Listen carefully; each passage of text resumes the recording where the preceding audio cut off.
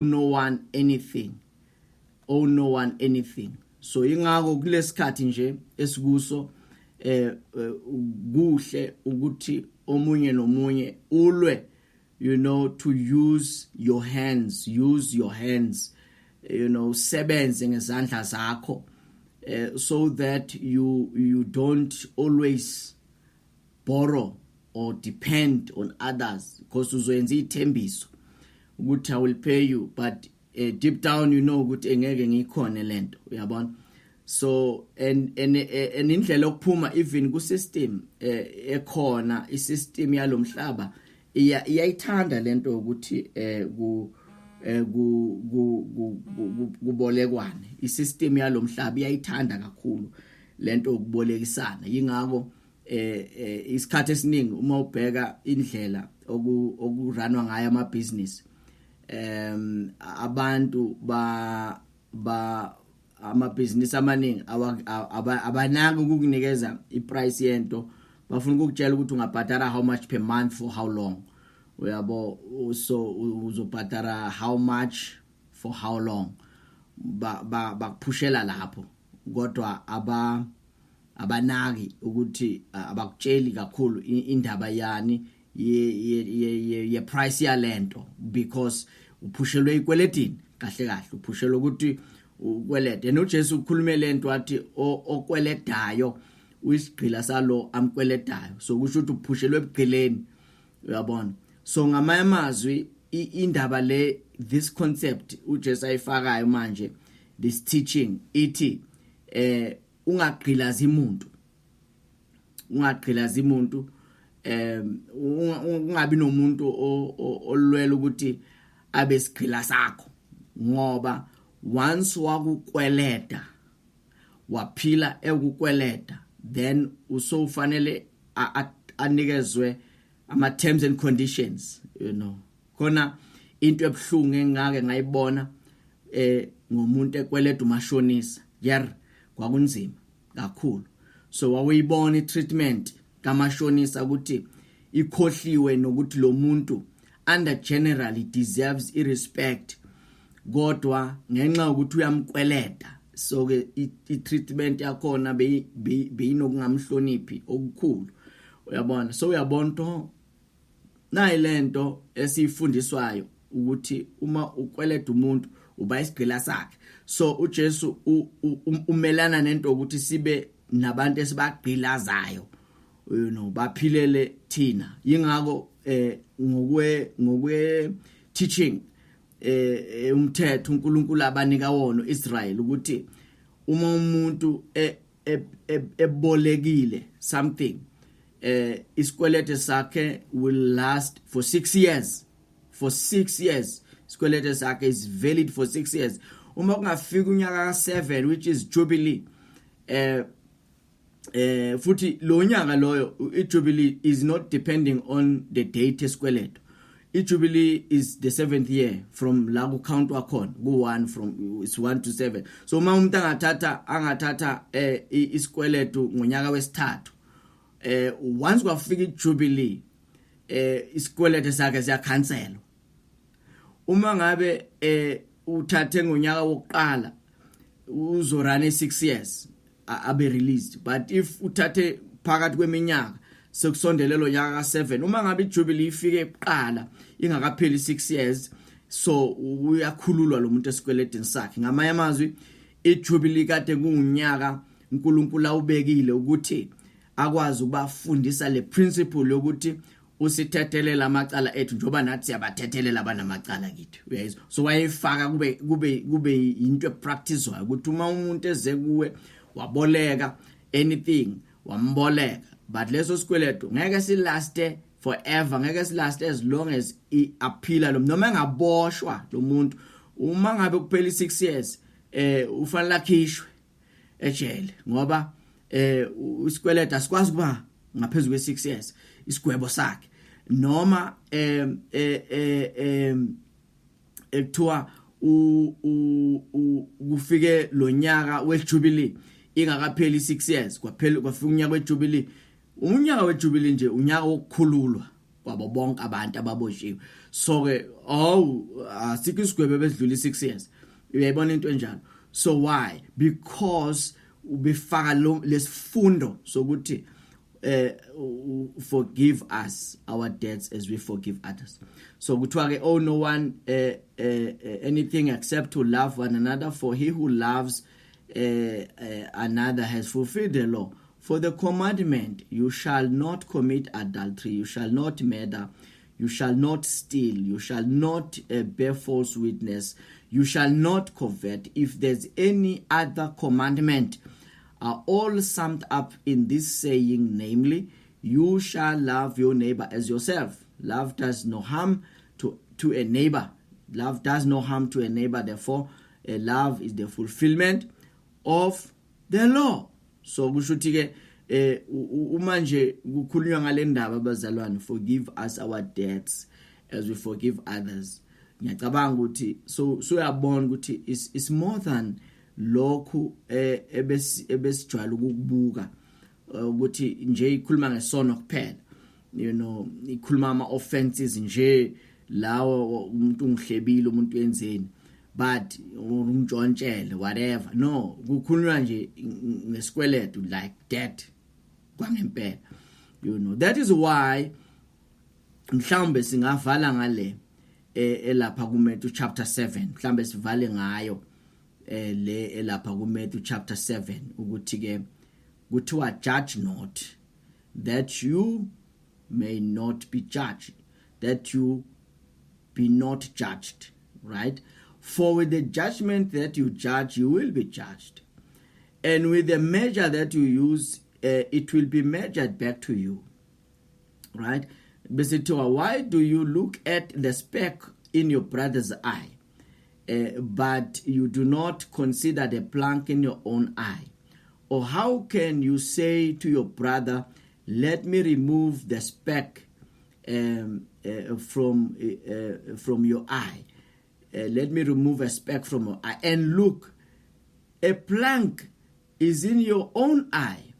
Basically, hypocrite, first remove a plank from your own eye, and then you will see clearly to remove the speck from your brother's eye. Uyazi lama verse bengifisa ukuthi siwabuke ngenye i-translation futhi siwabheke nge-amplified, sizophinde siwabheke futhi ngenye eyokugcina, just wona nje kuphela. Lithi ke nge-amplified, do not judge, criticize or condemn others. Do not judge, do not criticize, do not condemn others, so that you may not be judged and criticized and condemned yourself. For just as you judge and criticize and condemn others, you will be judged and criticized and condemned. And in accordance with the measure you use to deal out to others, it will be dealt out again to you. Why do you stare from without at the very small particle that is in your brother's eye, but you do not become aware of and consider the beam of timber that is in your own eye? How can you say to your brother, let me get the tiny particle out of your eye, when there is the beam of timber in your own eye?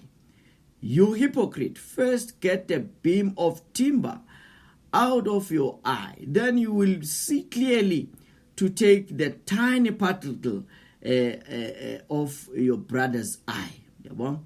So asifunde futhi nge message, just nje lama verse la bazalwane. Message translation yona ithi, do not pick on people, jump on their failures and criticize their faults, unless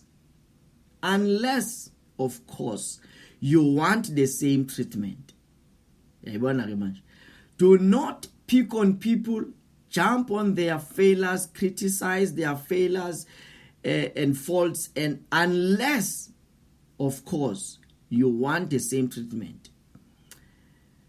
That critical spirit has a way of boomeranging. That critical spirit has a way of boomeranging.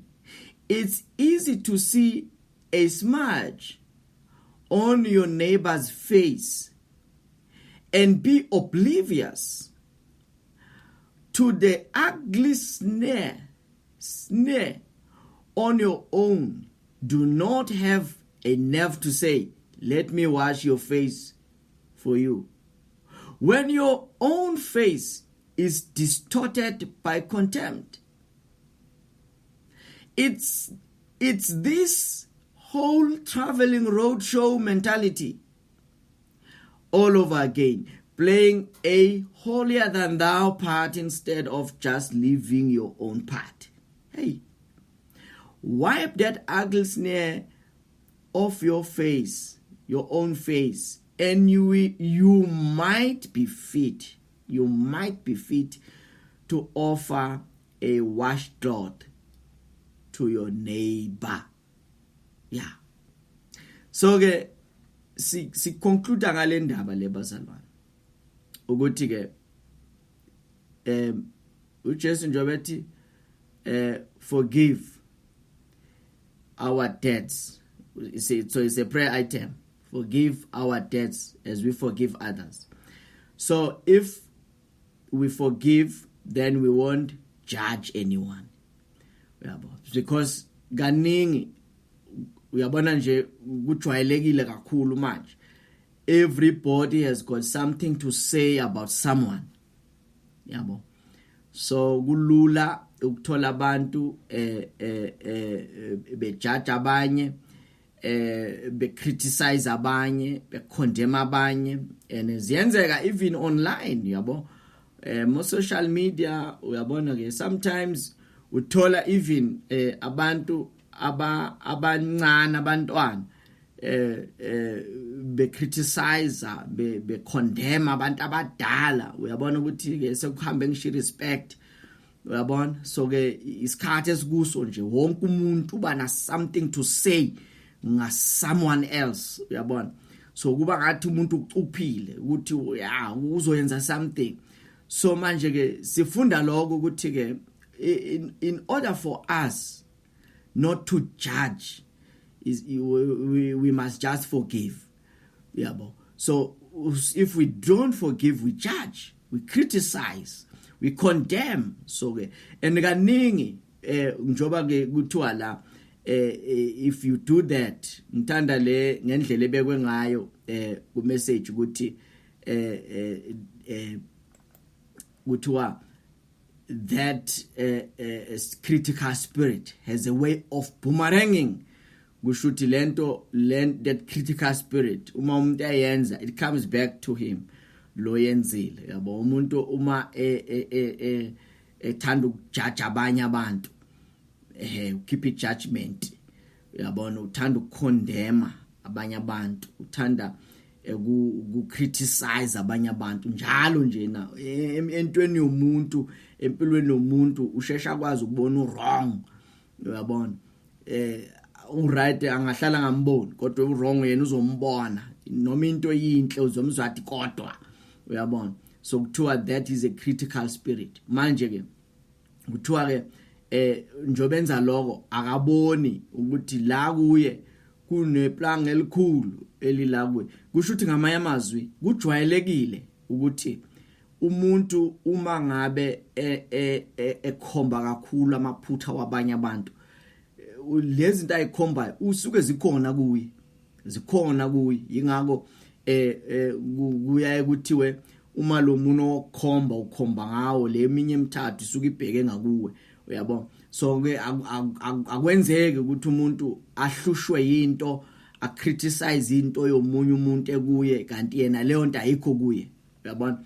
So ke ingakho manje kuhle ukuthi ungabi quick to judge, quick to criticize. Actually don't even do it, but you mind your own business. we mind our own lives. Emunye nomunye wethu bazalwane